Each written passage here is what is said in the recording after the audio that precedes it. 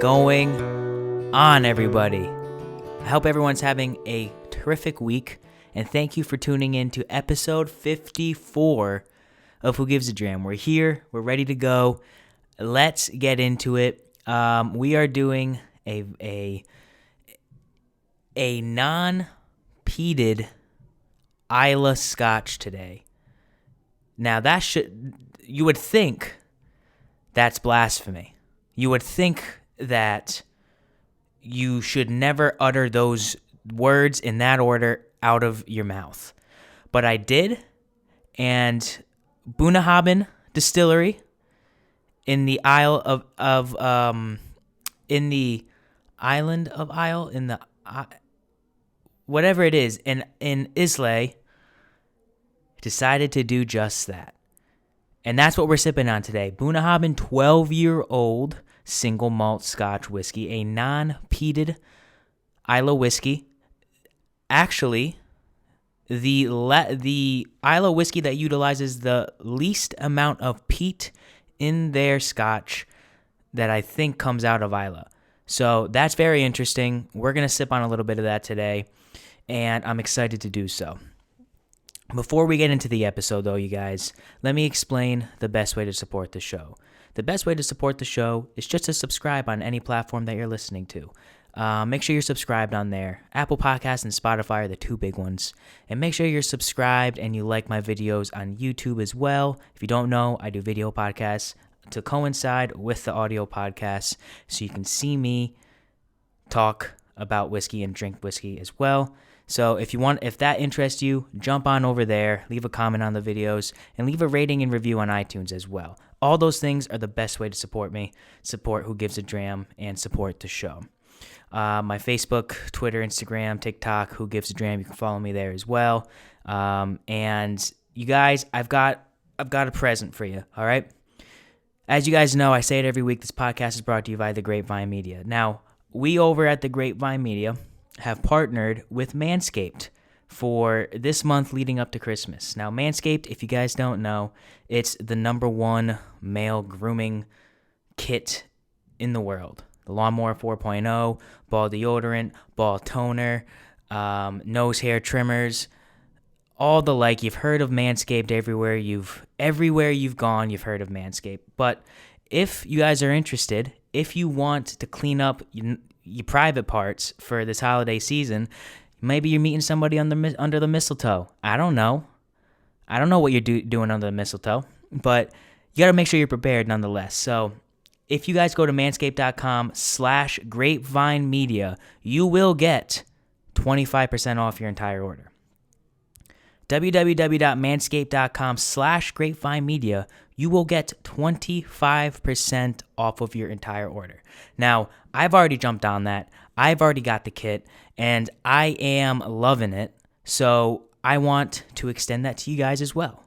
So if you're looking for a Christmas gift for your husband, for your boyfriend, maybe not for your brother, that would be kind of weird. That's the perfect thing. That's the perfect thing to get. And I use Manscaped a lot. I use their ball deodorant because you gotta, if you smell good, you feel good, and if you feel good, you play good. You know what I'm saying? So www.grapevinemedia or www.manscaped.com/grapevinemedia, 25% off the entire store. So that's something cool you guys can check out for this holiday season and for this Thanksgiving season. This is the Thanksgiving episode. Even though this is coming out a few days or the day before, tomorrow's Thanksgiving. And I was thinking about what I am thankful for this year, and I was not like all the mushy gushy stuff, I'm thankful for you guys, which I am. I'm thankful for the show. I'm thankful for this podcast. I'm thankful for all my listeners, and I will take that to the grave. I will say that. What does Ron Burgundy say? I wanted to shout it from the top of a mountain. And our kids will form a family band. And we'll tour the countryside and you won't be invited. No, I'm sorry. I'm just kidding. You guys, of course, would be invited. But anyways, you guys know I'm thankful for you guys. You guys that listen to the show. You guys that support the show. I'm always thankful for you guys. But I was thinking about things that I'm like actually thankful for when it comes to Thanksgiving. And I wrote down a quick list and just kind of like some basic things, and I kept it to like what I'm thankful for Thanksgiving edition. I'm thankful for a lot of things. I'm thankful to wake up every morning. I'm thankful for my family. I'm thankful for my friends. I'm thankful for my job. I'm thankful for my health. Like all that stuff, whatever. Who cares about that, you know? Everybody says that. I don't care about that. The one thing I'm most thankful for when it comes to strictly Thanksgiving is post-Thanksgiving meal naps. Now, I would assume that everybody that listens to the show stuffs their face on Thanksgiving. And when you do that, you take a nap after. That's it. There's no discussion about it. You take a nap after. Now I don't nap a lot. I try not to nap a lot.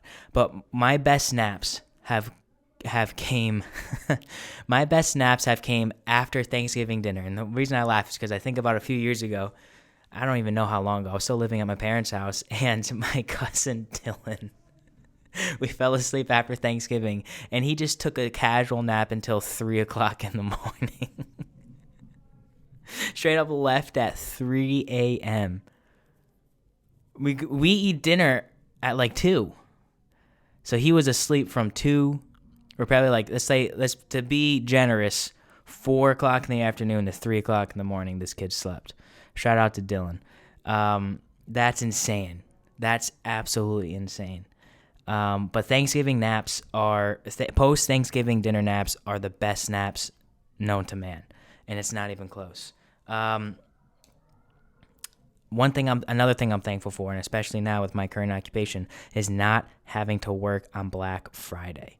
Now, I don't know how many of you guys listen have been in the retail game, but knowing that you either have to go in after Thanksgiving meal and you can't take that post-Thanksgiving meal nap, or you have to go in like early the next day, or even if you have to go in the next day at all, you just know it's going to be total chaos. That looms over you over the entire holiday, and you don't get to enjoy your holiday as much. So those that are working Black Friday, I salute you, because that is a super difficult thing to do, and I don't know how you do it. It ruined my holiday doing it. And I'm thankful that I don't have to do that anymore. But some people live for that. Some people love to interact with people and help people on that aspect. I don't. So I'm thankful I don't have to do that anymore. Another thing I'm thankful for, Thanksgiving cigars. I started this tradition, I think only last year. I had a pour of whiskey and a cigar. I believe it was an Ashton cigar. This year I'm going to have a Monte Cristo vintage white Toro. I've already got it in my humidor. I like to do it after the meal. So my naps don't last as long anymore, post-Thanksgiving naps. But I like to smoke my cigar after the meal. So I like to get a little buzz before the meal, eat a bunch of food, smoke a cigar, come back, maybe do a quick teeth brushing, and then get into the desserts. And then around like 4 or 5, then you take a quick little hour-long nappy poo, and then you're good. So Thanksgiving cigars, especially because you're with the family, you can smoke a cigar with the entire family. I like that as well. We started that last year. I know we're going to smoke another cigar tomorrow. And the last thing I wrote down is I'm thankful for Henry Cavill, and that's just a joke. Because last episode I mentioned that Henry Cavill is so handsome, and he is the most handsome guy in the world, and I suppose I wrote that down as well. So yeah, I am thankful for Henry Cavill, and I hope he comes back as Superman. Oh, my fingers are crossed that he comes back as Superman. Another thing I didn't write down that I'm just remembering now is I'm thankful for the Detroit Lions, because when was the last time the Detroit Lions did not play on Thanksgiving? Now, I'm sure it was like 2 or 3 years ago, and someone's going to say, oh, well, actually, they didn't play in 2018, 2014, 13, 2009. When I think of Thanksgiving Day football, I think of either the Detroit Lions or the Chicago Bears or the Dallas Cowboys. And coincidentally enough, all three of them are playing this Thanksgiving. And even more coincidentally enough, the Lions are playing the Bears. So Thanksgiving. And those are the things I'm thankful for on Thanksgiving. those are like the obscure things that I'm thankful for. And let me know what you guys are thankful for. Reach out to me. What do you guys thankful for on Thanksgiving? I want to know. So like I said, we're doing Bunnahabhain 12yr Islay Single Malt Scotch Whisky today. I'm gonna pour some in the glass, and what makes this special is that it is a non-peated Islay Scotch.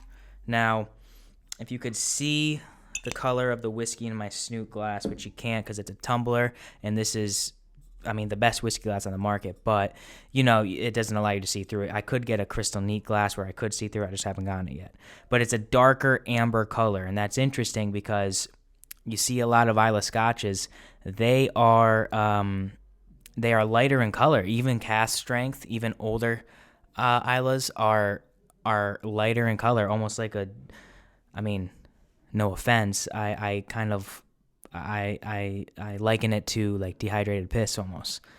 Not that yellow, but like pretty, like not clear with it, like clear with a hint of gold almost. It's got it's naturally colored, non-chill filtered, and I haven't had Bunnahabhain 12 in a few months. And my dad bought this under the assumption that it was an Islay Scotch, that it would be peaty, because that's what he likes. And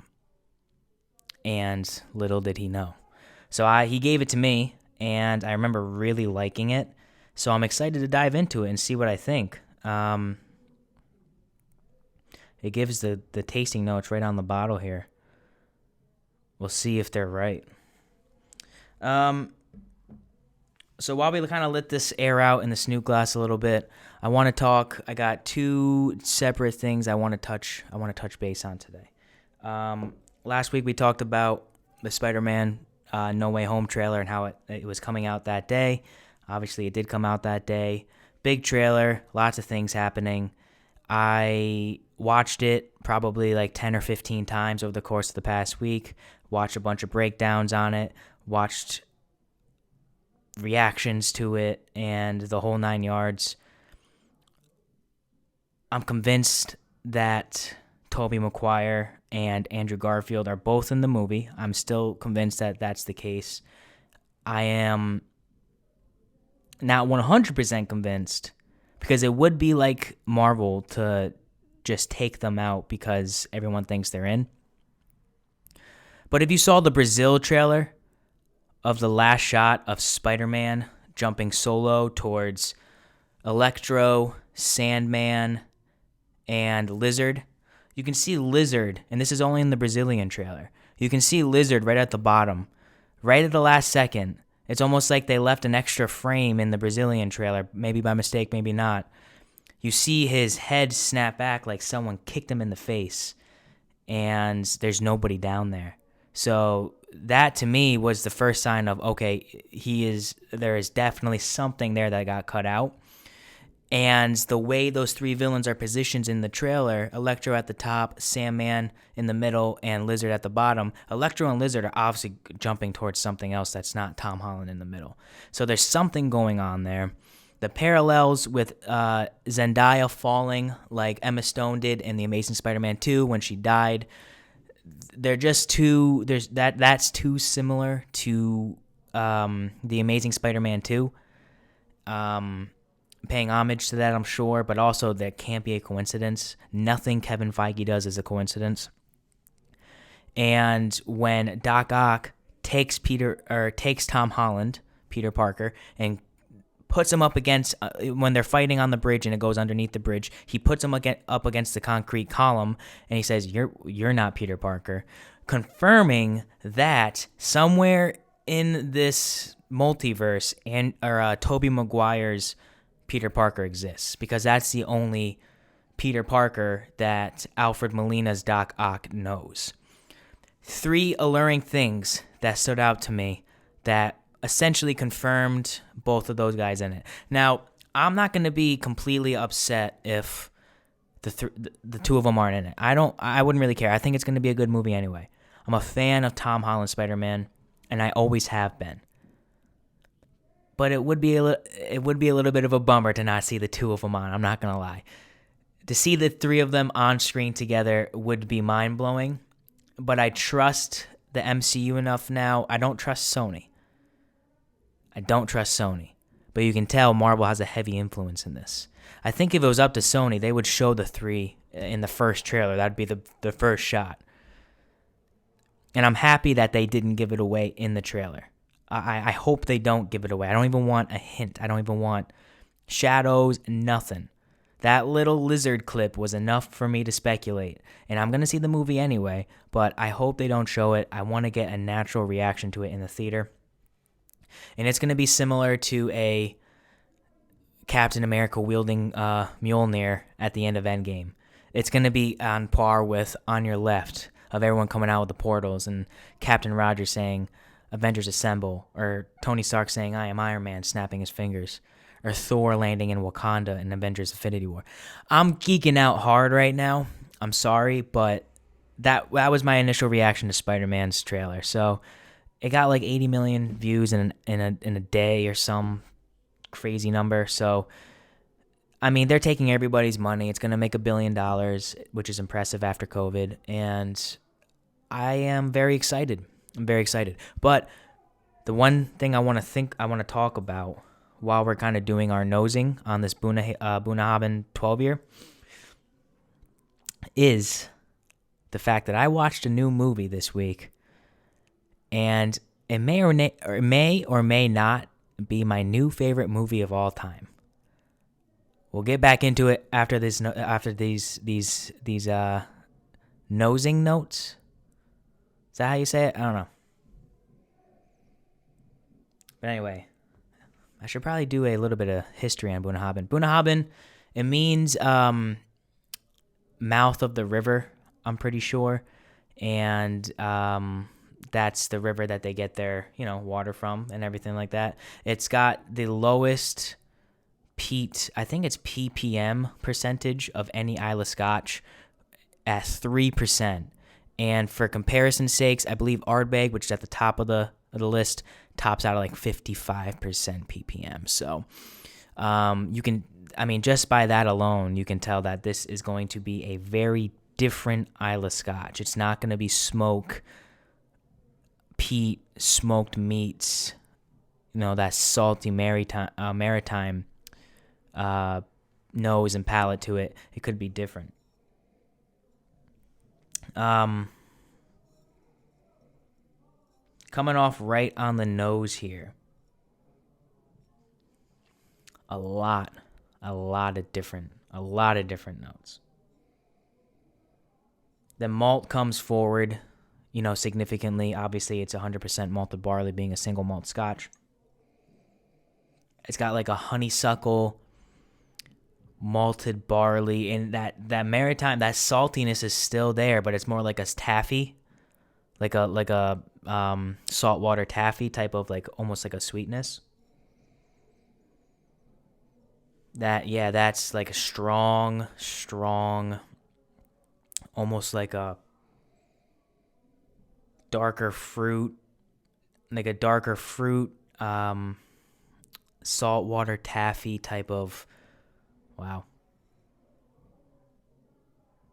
I'm getting vanilla. I'm getting like a dark cherry vanilla, saltwater taffy.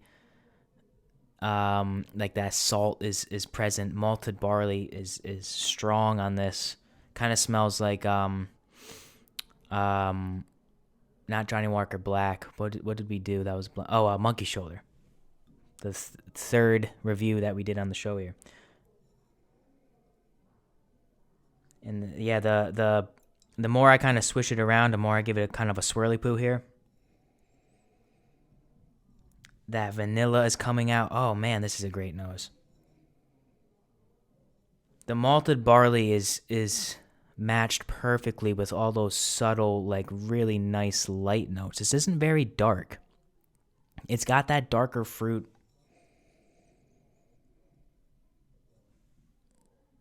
I'm almost getting like a little bit of a mint factor there too. It's very, very inviting. If you were to give me this and I was just to smell it, I would never in a million years think this was an Islay Scotch. The back end of the nose has a bit of a salt, like that saltwater taffy, like saltwater aspect to it. But that would maybe make me think that's like more of a like a Highland Scotch or a Speyside even. Kind of similar to Talisker Storm. This is inviting, and now that I'm kind of, my nose is getting used to it, a little bit of like a lighter fruit as well, like a candied green apple almost. But if I were to give this just a handful of main nosing notes, I don't even know if that's how you say it. I'm gonna say the malted barley is very present. It's very present, along with the darker fruit aspect of like a dark cherry, like a raisin type note, but a really nice subtle vanilla mixed with butterscotch. Right there on the back end is that saltwater taffy, which is really, really nice, and a little bit of mint. Very, very nice nose on this. I actually have the tasting notes pulled up here. Well, not pulled up, but I have the website pulled up.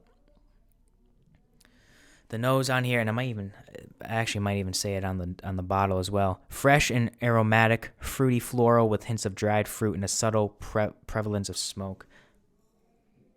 The smoke, yeah, I guess the smoke is there with kind of like that malted barley aspect. Here's the bottle, by the way, just in case you guys want to see the bottle on the video there. Nice looking bottle, you know. For sure, you cannot, unless you're Scottish, you don't know how to pronounce this on the first try. And if you do, you're a liar. I had to Google how to say this, and I've had it, a handful of times. And I've had to Google how to say it every single time I drink it. I'm like, Bunnahabhain? Oh, Bunnahabhain. Yeah, let's have some of that Bunnahabhain. But they know what they're doing over there. Bunnahabhain. Who would ever thought? Bunnahabhain. Terrific nose. I got more of a candied note on that last pull away sniff. Like a Jolly Rancher almost. Like a green apple Jolly Rancher more so. Like that's that candied green apple. Tad bit of tobacco sweetness on there. Very, very alluring nose right here. I quite enjoy it. Before we sip it, let's talk a little bit about Dune, shall we? Because I watched Dune, and I've been saying I'm going to watch Dune for a very long time now on the show, and I did watch Dune. And not only did I watch Dune once, I watched Dune twice, and I've put in about 3 to 4 hours of research on YouTube to know what the hell is going on. You do not need to have read the books or watched the older movie to watch Dune if you're on the fence about it. And if you are on the fence about it and you happen to be listening to this podcast, I hope you take this into consideration when I say don't turn off the podcast right now and listen to it, but as soon as this podcast ends here in, I don't know, give me another like 20 minutes on this podcast, maybe. As soon as this podcast ends, you go on to HBO Max. And if you don't have HBO Max, get HBO Max. I'm sure there's a free trial there somewhere. And watch Dune. If you're near an IMAX theater and they're showing it soon, go to the IMAX theater. Dune is without a doubt, I'm not saying it's my favorite movie of the year so far because Zack Snyder's Justice League did come out this year. Although it seems like it was forever ago, it did come out in March. And that's my favorite movie this year. But that's a little bit different. The movie had already came out. It's a director's cut, blah, blah, blah. I'm saying excluding Zack Snyder's Justice League, Dune is far ahead of every other movie this year in terms of my favorite movie. This movie was phenomenal. Now, do I remember any of the characters' names? I sure don't. Timothy Chalamet or Charizard or Chameleon, whatever his name is, he plays Pete or Paul Atreides. And his dad is Oscar Isaac. Superb beard, by the way. Oof, madon on the beard. He plays like Lord Atreides, or he's his dad, and he's the current ruler of the Atreides family. I'm not going to go way in depth into Dune because I don't even really know what's going on for the most part, and there's just so much going on. But just know that Dune is basically Game of Thrones mixed with Star Wars mixed with Lord of the Rings. And it's every good aspect of those three movies.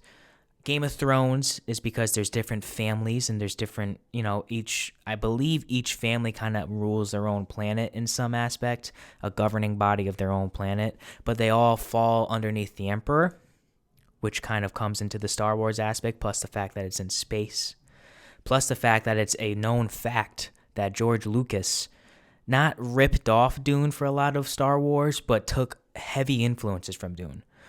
For example, the Emperor thing. Pete Atreides, I hope it's Pete. I'm pretty sure it's Pete. I gotta Google that real quick because I don't want to get it wrong the entire show. Pete Dune.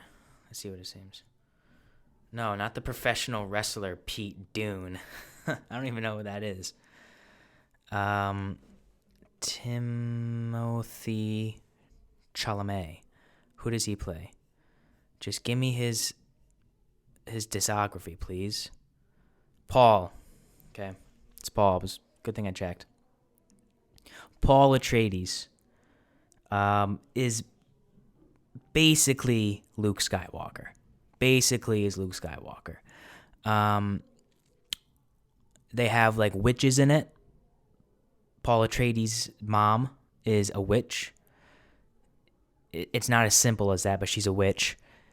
There's this guy named Duncan something who's Jason Momoa, basically Han Solo. I mean, he's literally a pilot that's all happy-go-lucky, willing to fight to the end and willing to take chances. Basically Han Solo. And they have this thing called the Voice, which only like the witches can use, but Paul can as well because his mom secretly taught him how to use the voice. And essentially, they reach a certain pitch. It's kind of spooky, kind of like gargly voice. And it makes the person have to do whatever they say. So a really, really subtle version of the Force. Or the Force is a really, really subtle version of that. So there's lots of, and that's not even explaining like the space travel and the different types of weird looking people that are in it. They're all humans. It's all humans. There's not like aliens per se, but there's some weird looking people. Like what's his name? Skarsgård. He plays the leader of the Harathicans or something like that, and he's all big and fat and obese, and he has like a light up spine, and it can make him float and go over to other places. I don't know if he can walk or whatever, but he's really fat. And I believe in my research that was a curse put on by him by some witches. I don't know. I could go for a million. I could go all day about Dune. What I will say, without really going into spoilers, because I don't even know how to like describe the spoilers, is it's basically Star Wars, Game of Thrones, and Lord of the Rings combined. The performances were A+. The Timothy Salamander did like round of applause, Timothy Salamander. You did fantastic. The mom there, don't know her name in real life, did fantastic. Oscar Isaac, so good as a leader. Josh Brolin's in it, and he's basically just Thanos, but like military leader Thanos, and he did great. Jason Momoa was awesome, and there's so many supporting characters. Zendaya did great. The leader of the Fremen, who are the sand people with wear the nose things, and they have special suits that they wear that transfers their blood, or not their blood, their sweat and tears into drinkable water because there's barely any water. The leader of there, he's in a lot of movies. He did great as well. The performances were fantastic. The cinematography was some of the best I've ever seen. But what really made it was my boy, the second best composer of all time, Hans Zimmer, right behind John Williams. As we all know, that's not up for debate. But Hans Zimmer is the best composer to come out of the last 20 years. And he killed it with the music. There were some scenes that shouldn't have been as good as they were, but Hans Zimmer's ancient lamentation music made it that much better. The two scenes that come to mind are the scene where Timothy Charzard puts his hand in the box, and the lead witch is right there, who's also phenomenal. She's a really famous actress as well, but you never see her face. And the way he's acting it, he can't pull his hand out, or he's going to get stabbed in the neck with a poison needle. The way he's acting that and just doing it all through his face, and the ancient lamentation music that Hans Zimmer puts in there is, I want to watch it right now. I honestly want to watch it on my laptop right now. I'm not gonna, but I want to. And the last scene of the movie where they're walking through the desert, I won't give it away. That lamentation, Wonder Woman-esque music that Hans Zimmer just puts in there with the drums in the background is so good. Oh, God. Talk about oof, mano. I'm Italian. So that is my thoughts on Dune. I loved the movie, and I've seen it twice. I want to see it again in IMAX, and I'm balls deep in Dune now, you guys. I'm going onto YouTube. I'm watching hour-long videos that are explaining the books. I might even buy the first book just to read it. From what I can understand, the first movie is basically the first book, wrapped up, very concisely. But from people who I've talked to who are big fans of Dune the book, this movie does a fantastic job of just cutting off the fat just enough where you get what's going on, but they don't take out anything too important, and you can still follow along with what's happening. Round of applause all the way around. I did not think I was going to like Dune that much, but I really did. And the scale of the movie as well. I want to talk about this. There's a scene where the Harkins or the bad guys come and attack the base that the Atreides are staying at, and they blow up a ship, right? And you can see the scale of Josh Brolin and his men running towards this ship, and it's a panned out shot of a landscape shot, and you can see the guys who look like this big on the screen, and the scale of the ship that's blowing up. It really impresses me when people can show size in films, because if you think about it, you don't really have to do that a whole lot. It's all from the perspective of a regular person. But when you're doing these space epics, for example, in Eternals, which we just talked about last week, the scale of the Celestials in that movie, Dune, the scale of the planets, of the people, of the ships, it's tough to do that, and they did a really good job with it. So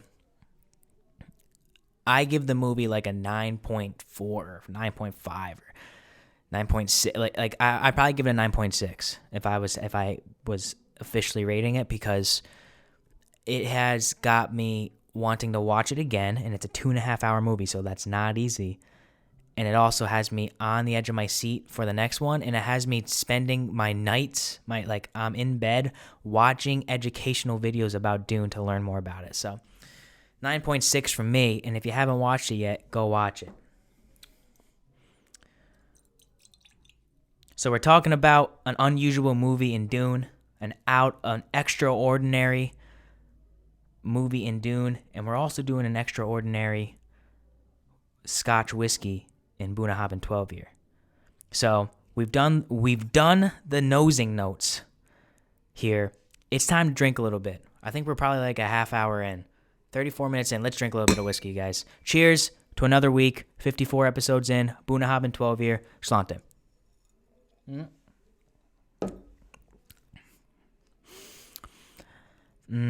that taste, that nice bit of smoke more on the back on that one. Bit of spice on the back too, like a tobacco spice, leather. Oh, that's so good. I tell you what, the scotches that I've had on the show, while few and far between, have been nothing short of phenomenal. Monkey Shoulder, Johnny Walker Black, Lagavulin, Oban 14, Ardbeg Scorch, Committee Release, which my guys at Chill Filtered, I don't know if you guys are listening to the show, but man, I was so surprised. If you don't listen to Chill Filtered podcast with Cole and Robbie, what you doing? Go subscribe to them. They're like one of my favorite whiskey podcasts. And they did Ardbeg Scorch Committee Release last week, or which would have been this week. Yeah, no, this week, because this is coming out on Wednesday. They released theirs on Monday. And they didn't like it. They actually hated it, from what I can tell. So, and I messaged Robbie after. I couldn't believe that they did not like it, because I liked it a lot. If you haven't watched my Ardbeg Scorch Committee Release review, I'll link it down below in the description, and you can watch it. But I loved Ardbeg Scorch Committee Release, and they did not. So that just goes to show that everybody's palate is different. Now, I tend to like most of the whiskeys I drink, so maybe I'm not the best source.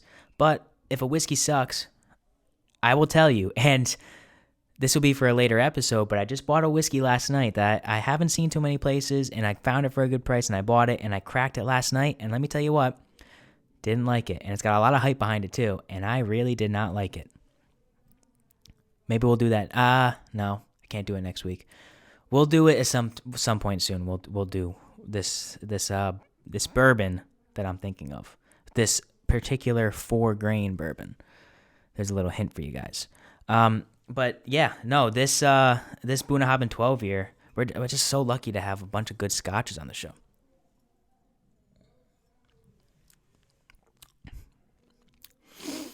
Right up front, again, you get that barley, you get that nice maritime note. It's the nose and the palate are very, very similar on this. I'm struggling to find any differences, really. I mean, it's a little more subtle on the palate. What are we clocking in at here? We're clocking in at 46.3% ABV, which is what, like, I don't even know what that is in proof. Whatever that is. 90 some odd proof. And by the way, the MSRP on this, I think it's like $50 to $60. We're gonna say $50 to $60. I don't remember how much we paid for this. We're gonna say $50 to $60. But it's not that much of a hitter when it comes to proof. So there's no proof on this. I don't get any like what people would say burn. I guess it's very smooth. I don't really know what smooth means. I don't know if that's like, I just don't like to use the word smooth when describing whiskey. That's just my opinion. Because I think smooth translates to different types of tasting notes that you just can't really explain. Like for me, if I think of something as smooth, I think of something as like a vanilla. I think of something as fruity, like light, like a candy, like a candied apple, or a vanilla extract, or maybe some like light corn, wheat, things like that. Brown sugar. This is light in the fact that green apple comes out heavy. That there's more vanilla on the palate on this. The barley is still present on this. There's a bit more smoke that continues throughout the entire palate. It's a bit of a thinner pour. It's not very viscous, a bit more oily. And on the back is what I really like, because I get that amplified, just like on the nose, that amplified, like a hint of tobacco sweetness. Like how I describe that is, like I've said in the past, when you like first lick a cigar, it's a little sweet in like a weird way. I get that, like that nice, like just wholesome leather note, and that taffy. That taffy is more present throughout the majority of the pour here, but it doesn't drink like an Isla. It's got that smoke that comes out, throughout the entire palate, but more on the back. That That little bit of spice on the back, I would assume is thanks to the the fact that this is an Islay Scotch. I don't know if what this is aged in. I wonder if I can find that. Wonder if it says it on the bottle. I guarantee this is aged in ex-sherry casks. Yep. Our 12-year-old is matured in sherry. I can't even see the writing on this. Our 12-year-old is matured in sherry, bourbon, and whiskey cask for a tranquil balance of soft, sweet fruit and nuts with a hint of seaside smoke. This is a malt with many layers to explore. Andrew Brown, distillery manager. I wish I remembered the guy, the master distiller for Bunnahabhain, liked my Instagram picture today. I forgot his name, though. Shoot, I should have written it down. But I messaged him, and that was pretty cool. So thanks. And I told him that I was probably going to give his whiskey a good score because I've had it, and from what I can remember, I loved it. And the one thing that I'm just now getting on the palate more so is that dark chocolate.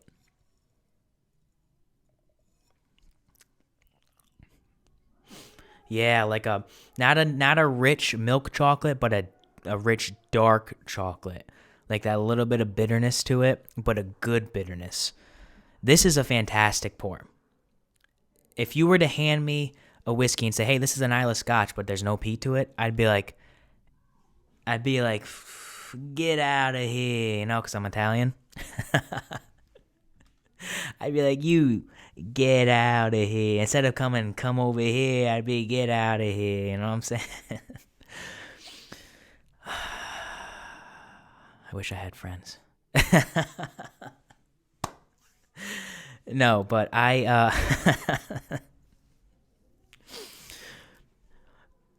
doing that alone in my apartment. Come over here. It's like Sopranos, Paulie Walnuts. Get over here. Instead of get over here, I'd be get out of here. Let me tell you a couple two treat things about this. Let me tell you a couple treat things about this. You bunch of Stugats, That's Ubats. I could go into Soprano talk because I'm Italian. What the hell was I even talking about? I don't even remember what the hell I was talking about. That's the problem. When I do this after work, I get into tangents and I don't remember what the hell I talk about. But, man, regardless of what I was saying, what I want to say right now that's on the top of my mind is this. This is a great pour. For $50 to $60, this is what I would expect from... I'm sorry, that's not what I meant. I don't know why I said that. This is not what I would expect from a $50 to $60 non-peated Islay Scotch. And now I remember, coming full circle, thinking on the spot. I'm smart. I'm a professional. That's why I went into my Italian impression. Because if someone handed me an Islay Scotch that was not peated, I'd be like, get out of here, get out of here. But no, when I drink this, I'm like, get over here. And I want this. I want this in my life. I'm glad I own it. And I'm keeping it. And I'm drinking this more and more now that I've done it on the podcast. Just the range of different notes that I get on the nose, on the palate, and I'm sure I'm like missing some. I feel like there's maybe more subtle fruit notes in there that I don't have an experienced nose enough yet to pick it up. But from someone who is kind of still new into the whiskey game, who is giving you guys as my viewers and my friends an honest opinion, there's a lot going on in this non-peated Islay Scotch. A 12-year non-peated Islay Scotch for $50 to $60 that is this good. I mean, the fact that this is above a 9.0 isn't even in question. I'm just trying to figure out how far up it's going. And although I give most of my whiskeys good scores because I do end up liking most of my whiskeys, I don't think I give 9.0s that often. If I give a 9.0 to something, I'm giving it a 9.0 because I would drink it on a daily basis if I could. I mean, unfortunately for me, I don't want to go through a $60 bottle of scotch that quick. But the price on this, I mean, if you said, this is an $85 bottle of scotch, I'd be like, that makes sense. Oh, yeah, that makes sense. I'm saying off the cuff, I probably like a 9.2. I'd probably say like a 9.2.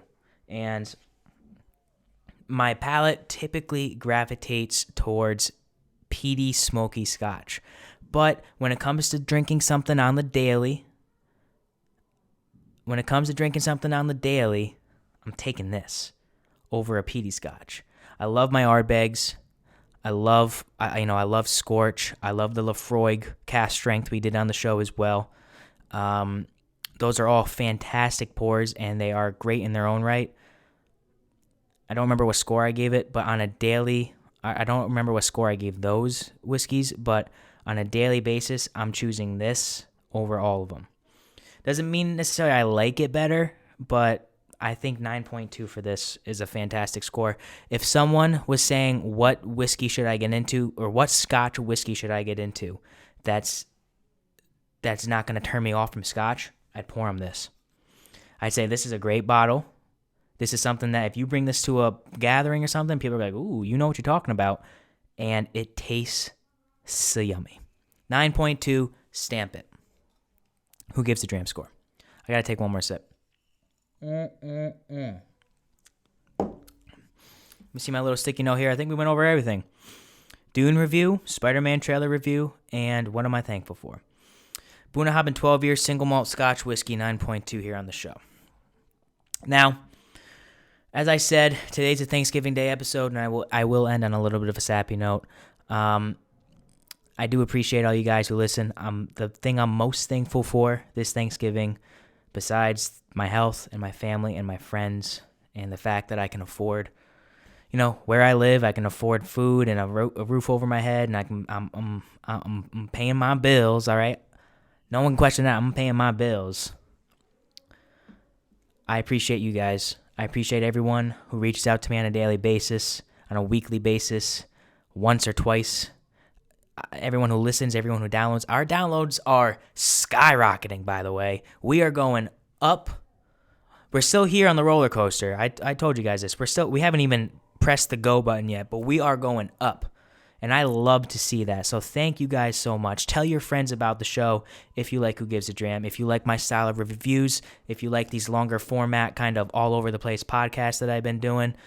I love doing them. We're almost 50 minutes into the show. I feel like I could talk for another 50 minutes, honestly. And I'm thankful for the guests that have came on. I'm thankful for, as much as I hate to say it, my brother for coming on to the show, and he's a big supporter. I'm thankful for my dad for letting me borrow a lot of his scotches, and he gave me this one, so thank you, Dad.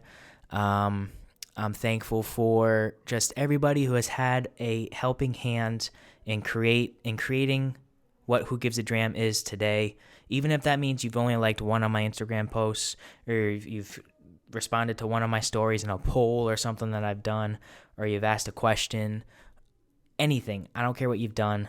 I appreciate and I'm thankful for every single one of you guys. So on that note, I'm not getting too mushy because I got stuff I got to do tonight. So again, you guys, make sure you're subscribed on all platforms. That's really the best way to help me out. Facebook, Instagram, TikTok, Twitter, Who Gives a Dram, Apple Podcasts, Spotify, YouTube. Like, comment, subscribe, leave a rating review on iTunes. That's the absolute best way to help me out because that pushes me up in the algorithm. And make sure you guys are using our Manscaped code. I mean, why not? 25% off. www.manscaped.com/grapevinemedia. Very simple. I'll tag the link in my bio below. And until next week, you guys. Until next week, I'm looking forward to having a great Thanksgiving with my friends and my family, and I hope you guys do the same. Be safe, drink responsibly, and Nick Boss is going to play me out as always. So, you guys, I will talk to you next week, and always remember, whiskey's the water of life, so let's start living. My hands are tired of paying my bills, staring at a bottle, I'm aiming to kill. Weeks passing by and the seasons keep changing. I'm playing my song, trying to make me a name.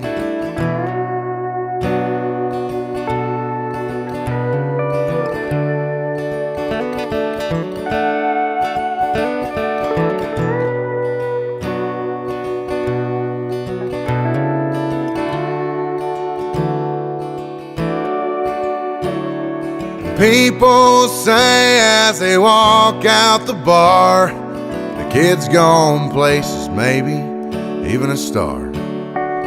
They don't play country down in Nashville today, just the same chord progression with nothing to say. What happened to country? 3 chords and the truth. And who's gonna step up and fill their big shoes, writing songs about outlaws, singing all night, and songs that'll make a grown man cry.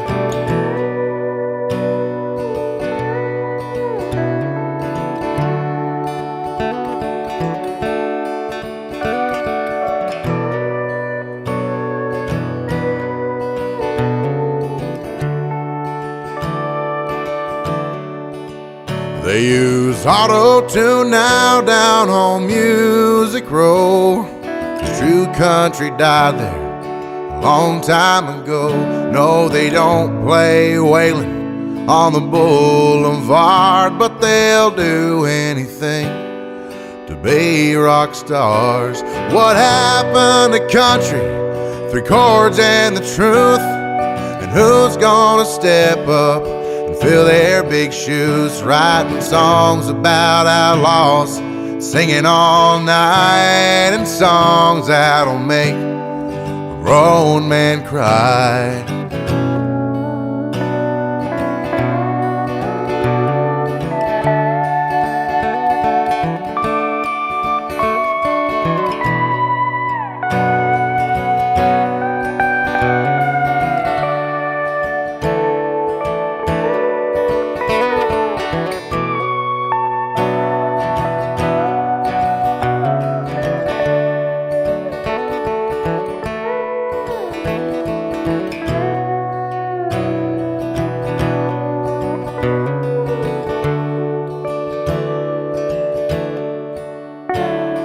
But I do believe there is hope for us yet, 'cause there's millions of people who cannot forget the way Johnny Cash brought a tear to their eyes, or how Marty Robbins painted Texas skies. What happened to country?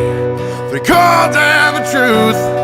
And who's gonna step up and fill their big shoes, writing songs about outlaws, singing all night, and songs that'll make a grown man cry. A grown man cry. A grown man cry. I won't let country die.